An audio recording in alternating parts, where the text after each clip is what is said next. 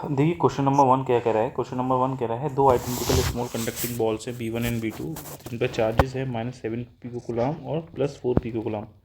ये कॉन्टैक्ट में लाए जाते हैं थर्ड आइडेंटिकल बॉल के साथ एंड देन सेपरेट कर दिया जाता है। तो फाइनल चार्ज हर एक बॉल पे इतना होता है। तो इनिशियल चार्ज बॉल B3 पे कितना होगा। तो सबसे पहले देखिए यहाँ पर इनिशियली कंडीशन बता रहा हूँ मैं आपको। इनिशियल सिचुएशन जो दे रखी है उन्होंने, वो कह रहा है इनिशियली जो चार्ज है तीन बॉल्स पर अलग अलग है। देखिए B1 B2 और B3 तीन बॉल हैं ये, ठीक है। ये बॉल B1 है, ये बॉल B2 है और ये बॉल B3 है। पहली बॉल B1 का जो चार्ज दे रखा है वो है -7 पिकोकुलाम। जो दूसरी बॉल है उस पर जो चार्ज दे रखा है वो है +4 पिकोकुलाम। और जो थर्ड बॉल है उस पर जो चार्ज दे रखा है वो बताना है आपको कितना, ठीक है।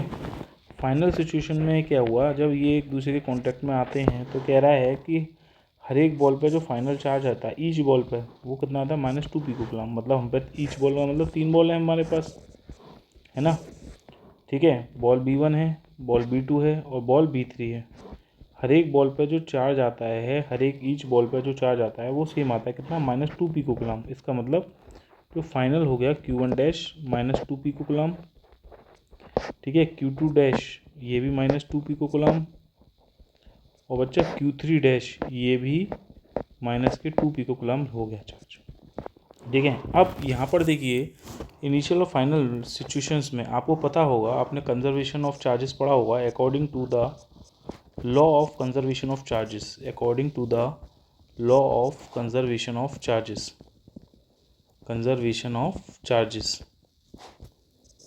ठीक है। आपने क्या पढ़ा है कि जो इनिशियल सिचुएशन में जो चार्ज होगा, जो एल्जेब्रिक सम ऑफ इनिशियल जो होगा वो एल्जेब्रिक सम ऑफ फाइनल होगा। कहने का मतलब है कि जो इनिशियल में एल्जेब्रिक सम कर दो ऑफ इनिशियल चार्ज का और वो फाइनली जो एल्जेब्रिक सम होगा ऑफ फाइनल चार्ज के वो बराबर होगा, ठीक है। Law of conservation of charges कह रहे हो, क्या समझते हो कि charge can neither be created nor be destroyed, ठीक है।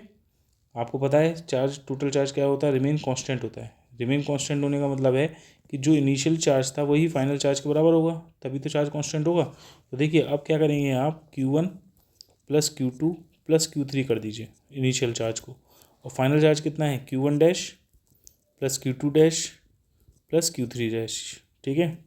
तो यहाँ से आपको अननोन वैल्यू निकल के आ जाएगी Q3 चार्ज की। देखिए Q1 कितना दे रखा है -7, Q2 कितना दे रखा है +4, Q3 की वैल्यू आपको निकालनी पड़ेगी, ठीक है बेटा। ये आप देख सकते हैं इक्वल टू Q1 डैश की वैल्यू कितनी है -2, Q2 डैश की वैल्यू -2 और Q3 की वैल्यू -2। तो ये कितना हो गया -3 प्लस के Q3 इक्वल टू -6। तो बच्चों Q3 की वैल्यू कितनी आ जाएगी, ये आ जाएगी -6 + 3 इक्वल टू हो जाएगा -3 पिकोकुलाम। इतना चार्ज आ जाएगा Q3, ठीक है। कितना आ जाएगा बच्चा, -3 पिकोकुलाम आंसर आ जाएगा इसका, ठीक है। क्लियर है, आई होप आपको समझ में आ गया होगा। Thank you.